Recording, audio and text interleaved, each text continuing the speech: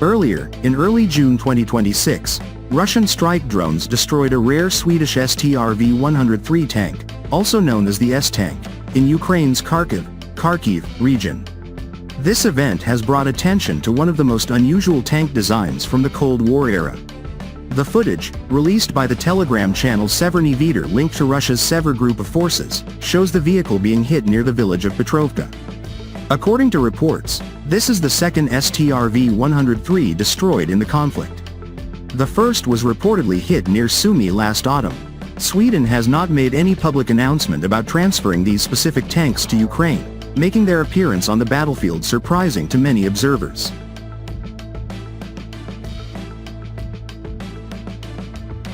Former tank crewman and military expert Boris Jerelievsky explained to AIF.ru that the Strv-103 had received little international interest before the war in Ukraine. He described it as an unusual Swedish design built around using the terrain for protection. The tank was meant to hide in folds of the landscape, making it hard for enemies to spot and hit. Why the S-tank is so different?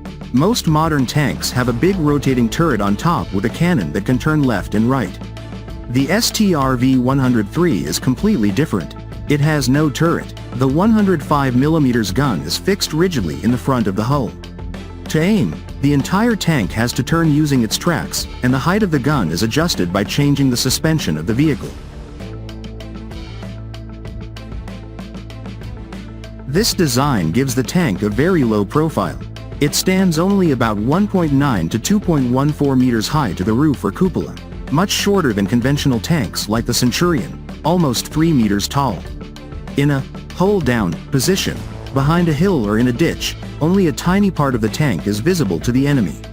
This was a smart idea for defensive fighting in Sweden's forests and hilly areas. The tank also has an autoloader that can hold 50 rounds, allowing it to fire quickly, as fast as every 3 seconds in some conditions.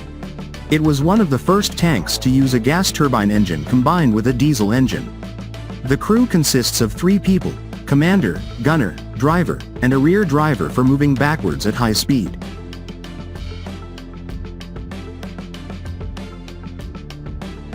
Sweden developed the Strv-103 in the late 1950s as a replacement for older British Centurion tanks. Designer Sven Berge proposed the radical, alternative S idea.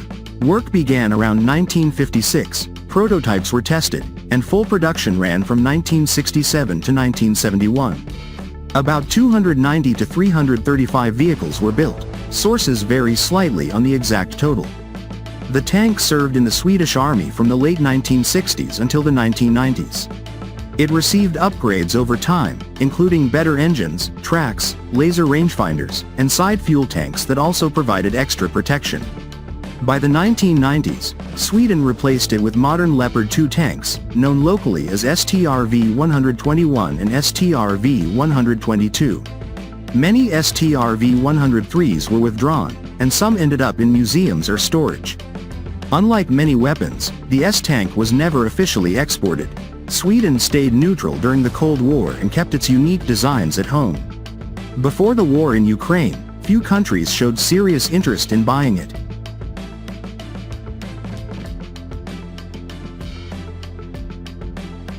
Military experts believe Ukraine received these tanks as part of unofficial or older equipment transfers. Countries sometimes send stored or retired systems to test their real-world value and to clear space in warehouses. The Strv-103 may have been useful in defensive positions where its low profile and good camouflage could help it survive longer.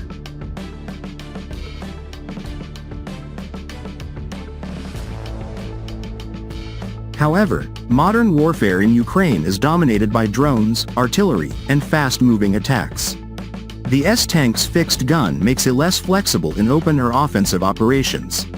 It was designed mainly for ambush and defense, not rapid maneuvers across changing front lines. Its thin roof armor is also vulnerable to top attack drones, which have become a major threat to all armored vehicles in this conflict. This incident highlights how the war in Ukraine has brought many rare and retired weapons back into action. Both sides use a mix of modern systems and old Soviet or Western equipment from storage. Sweden has officially donated STRV-122 tanks, based on the German Leopard 2, to Ukraine, but the STRV-103 case appears to be separate. Drone warfare has changed everything. Even well-protected tanks can be destroyed by cheap loitering munitions or FPV drones if they are spotted. Russian reconnaissance units located this S-tank, and strike drones finished the job. The same pattern has been seen with many other armored vehicles on both sides.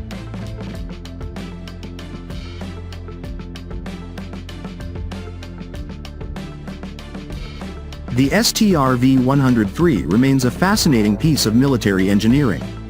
It showed creative thinking. Make the tank as small and low as possible to survive.